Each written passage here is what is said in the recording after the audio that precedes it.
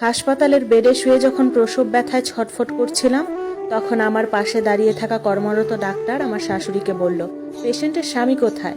আমার শাশুড়ি তখন বলল, আমার ছেলে দেশের বাহিরে থাকে।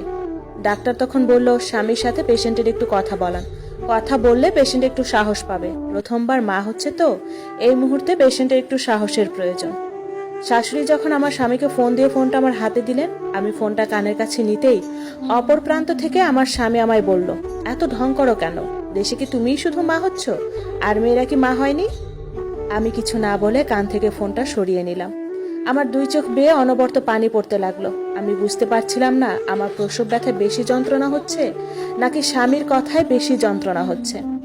দুপুর থেকে রাত পর্যন্ত আমি ব্যথায় ছটফট করছিলাম। ডাক্তার বারবার বলছিল, পেশেন্টের যেহেতু জরায়ের মুখ খুলছে না, সেহেতু আমরা সিজার করে ফেলি, তা না হলে পেশেন্ট আর অনাগত বাচ্চা দুইজনেরই ক্ষতি হতে পারে। কিন্তু আমার শাশুড়ি কিছুতেই রাজি হচ্ছিলেন না।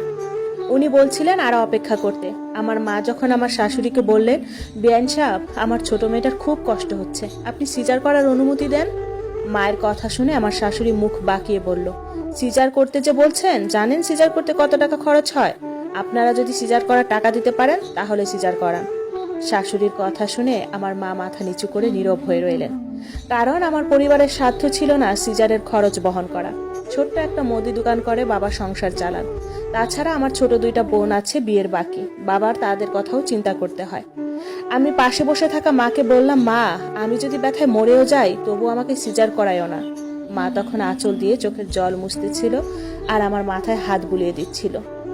একটু পর শুনি শাশুড়ি স্বামীকে ফোন দিয়ে বলছে, তোর বউ ঢং করতেছে, ইচ্ছা করেই চিল্লাচিল্লি করে হাসপাতাল মাথায় তুলে ফেলছে। আমি নিজেও তো 5 সন্তানের মা হয়েছি, কখনো তো এমন ঢং করি নাই। শাশুড়ির এই কথাটা আমার পাশে দাঁড়িয়ে থাকা কর্মরত ডাক্তারটা শুনে ফেলেছিল। উনি আমার শাশুড়িকে ধমকে সুরে বললেন, কি সব ফালতু কথা বলছেন? নিজে মা হয়েছে, নিজে বুঝেন না মা হওয়ার যন্ত্রণা কতখানি? একটা মেয়ে যন্ত্রণায় কাতরাচ্ছে আর আপনার কাছে মনে হচ্ছে সে ঢং করছে? এত লো মেন্টালিটি কেন আপনার? এই মুহূর্তে যদি সিজার না করানো হয় তাহলে কিন্তু মা সন্তান দুজনেই মারা যেতে পারে। ডাক্তারের ধমকের সুরে কথা শুনে শাশুড়ি সিজার করার অনুমতি দিল। সিজার করার পরে 8 দিন হাসপাতালে ছিলাম। এই 8 দিনের মধ্যে আমার স্বামী আমার সাথে একবারের জন্য ফোনে কথা বলেনি। শাশুড়িকে ঠিকই প্রতিদিন ফোন দিত, অথচ আমার সাথে একটা বার কথা বলতে চাইতো না। 8 দিন পর আমি যখন বাসায় আসলাম তখন আমি নিজের ইচ্ছে আমার স্বামীকে ফোন দিলাম। আমার স্বামী ফোন রিসিভ করে একবারও বলেনি আমি কেমন আছি কিংবা আমার সন্তান কেমন আছে। স্বামীর প্রথম যে কথাটা ছিল সেটা হলো, আমি বিদেশ থেকে আসার সময় তোমার কাছে 9,000 টাকা রেখে গিয়েছিলাম, সে টাকা কিভাবে খরচ করেছে তার হিসাব দাও। আমি ফোনটা কানে রেখে আমার স্বামীর কথাগুলো শুনছিলাম আর নীরবে চোখের জল ফেলছিলাম।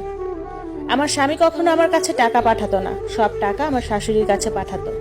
আমি যদি হাত খরচের কোনো টাকা চাইতাম তাহলে আমায় সরাসরি বলতো, তোমায় আমি 3 বেলা খাওয়াচ্ছি, তোমার আবার হাত খরচ কি? ডাক্তার বলেছিল সিজারের 20 দিন পর একটু চেক আপের জন্য আসতে। আমি যখন শাশুড়ির কাছে ডাক্তারের কাছে যাওয়ার জন্য টাকা চাইলাম, শাশুড়ি মুখের উপর বলল, টাকা লাগলে তোমার বাপকে বলো, আমি তো তোমাকে বলি নাই ঢং করে সিজার করাতে। এখন 2 দিন পর পর তোমার ডাক্তারের কাছে যাবে, আবার আমার টাকা দিতে হবে, সেটা তো হবে না। আমি তোমার পিছনে একটা টাকাও খরচ করতে পারবো না।